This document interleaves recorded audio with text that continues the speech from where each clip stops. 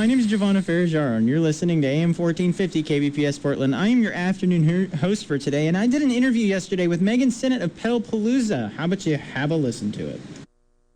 Yeah, my name is Meghan Sinnott.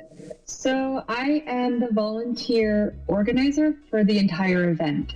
The team is really small, so it's myself and then one other volunteer who supports us with social media stuff Monday, Tuesday, and Wednesday. But aside from that, I'm the person tinkering behind the scene, doing the website, all of our social media, a liaison with the city, the merch ordering and coordination, working with artists, and all of the promotional work that we do to get people excited about the festival. How long have you been working with Pedalpalooza? Pedalpalooza is celebrating our 20th anniversary this year, and I knew of Pedalpalooza as it was kind of being dreamt up when the first bike summer was coming to town, which at the time was an itinerant festival. It would go from city to city. And I was going to Lewis and Clark College actually at the time and was going to write my thesis about bicycle subcultures. So I was trying to suck up every single bit of Portland bike culture that I could possibly figure out. So I was very aware of what was going to be happening. The first Pedalpalooza came to be, but at the time I was going back home to Alaska, but I was doing the winter work. So I would say my very first Pedalpalooza was probably 19 years ago. Speaking of Alaska, we noticed on the website that Pedalpalooza has, it stated that you moved from Alaska to Portland in 2001. What made you want to move from Alaska to Oregon?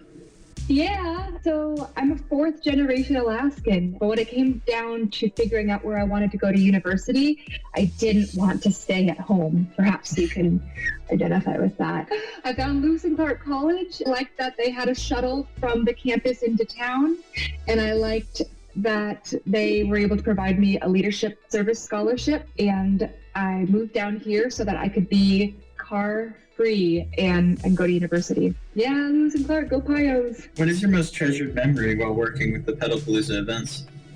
You know, every year there's a new memory that kind of gets slapped on to the top of all the rest. And so a fond memory is from probably 12 years ago. There was an event hosted called the Kiss-In. And the idea was that during rush hour traffic, we would go to big intersections or pinch points for vehicle traffic, car traffic, and that all the cyclists would get off their bikes and start making out.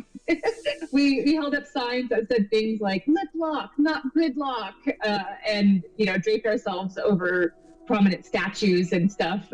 And it was just the stupidest. And it's that kind of absurdity that has really hooked me for my deep love of Pedalpalooza, is that you can truly host any bike ride. It can be, a bike ride. I'm going to make up stuff that's never happened, but just expand your mind and think about the possibilities. It could be a bike ride to go around and point out couches on people's porches. It can be a bike ride where you go around and swing in swings that are in public medians. You could go around and look at chicken coops. It really is anything. It could be a poetry bike ride. There could be a bike ride where people wear all purple. It really is whatever you dream up, you can make it happen, and people will show up. So there's always a new memory to come every year of the most awesome summer that you had.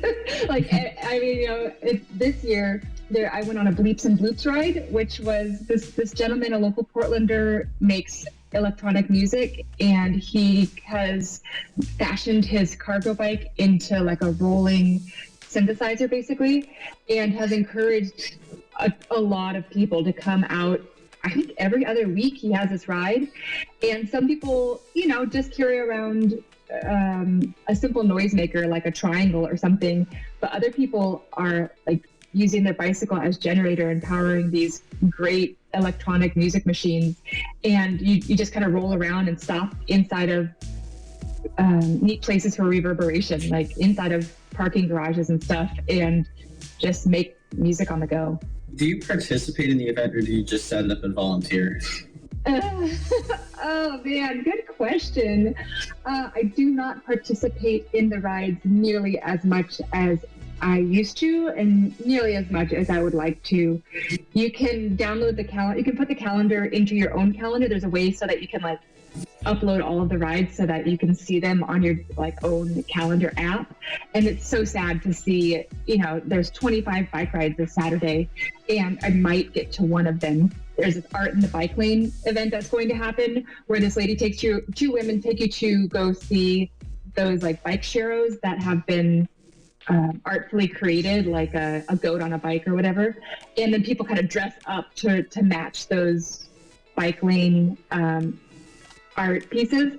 And I want to go on that ride so bad. But man, summer's busy in Portland. Pedalpalooza used to be a week long, and then 2.5 weeks, and then it was a month. And last year we decided that we should just go ahead and make it bike summer again and do June, July, and August for all of the bicycle events. There's over 600 bike rides this year.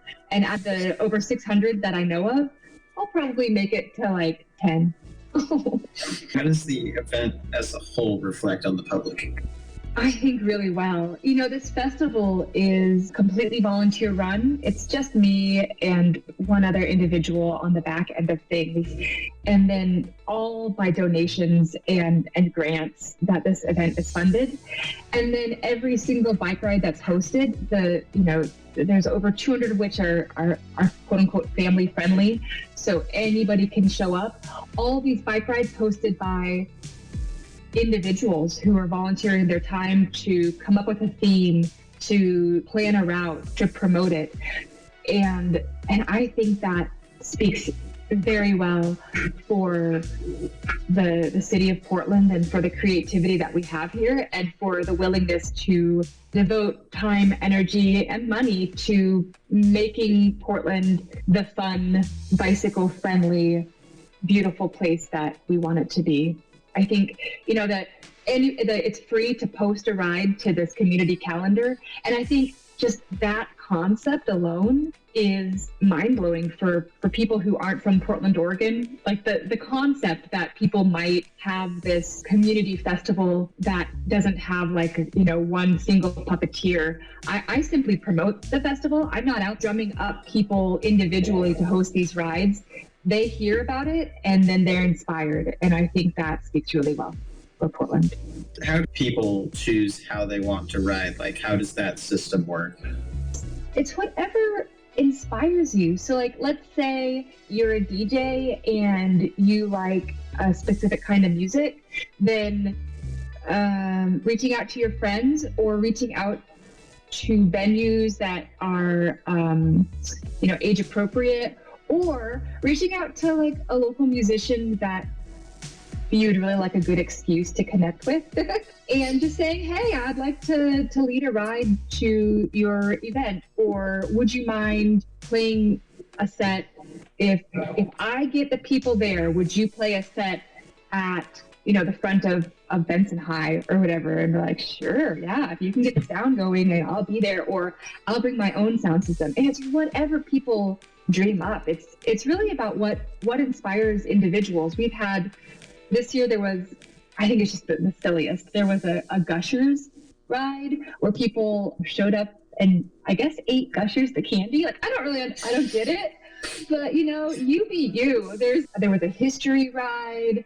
They call it a dead freeway ride, where you go and you see where there once was going to be a freeway expansion. And when they talk about how that got stopped by local activists. Last year, there was a bike ride where you ride from Rose Garden to Rose Garden. It's really whatever you want to dream up could be a ride. And I think it's just trusting that if you think it's cool, somebody else might like it too. And maybe, my husband is leading a ride this year. It's a triangles ride. I don't even know what that means. Are they going to eat pizza? Are they going to eat pie? Are they going to dress like triangles?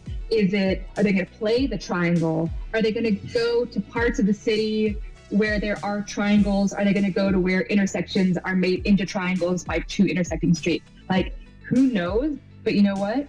People are going to show up and people are going to interpret it however they want. Maybe they play music by the band The Triangles. I don't know if that exists. So yeah, it's really a wonder of the fact that if you coordinate something and it's a free event and anybody can show up, it's that, like, if you build it, they will come. Lastly, what is your favorite part of the event as a whole, and how has this event affected you?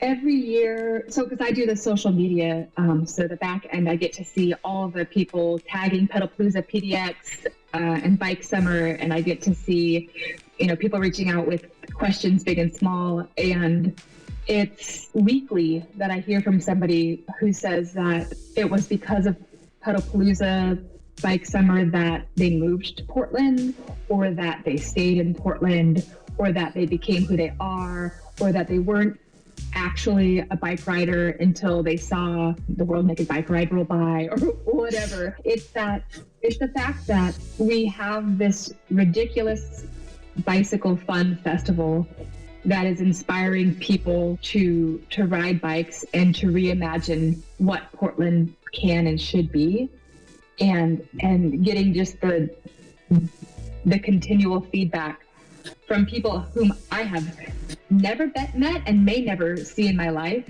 who are who they are because of this community event. And I think that's really special. We're always looking for new ride leaders. It's free and easy to post a ride, and you absolutely can organize a ride and be under the age of 18, let's say. So encourage friends. It's a great way to convince yourself to get out on a bicycle and discover things. Like, I'm going to be leading a bike ride on Sunday, for example, where I go and take people around to local murals. And so I know of some rad murals, but it's making me get out on my bike and go discover the rest of the murals around town. And so one, it's going to be exercise. Two, it's helping me discover my city. And three, now I'm getting connected with local muralists, which is a really cool scene to be in. So you should consider leading a ride, or if somebody's listening, lead a cat ride, lead anything. The world is full of possibilities. And that was my interview with her. I thought it was pretty good, and you can go to Pedalpalooza for yourself and make your own rides if you really want to. But sadly, for me, that's going to be about it, as my shift is ending very, very soon. So, finally, I'm Gio. I'm also Gio. And I'm Zelda. And you've been listening and still are listening to AM 1450 KBPS Portland with The Cure's Friday I'm in Love.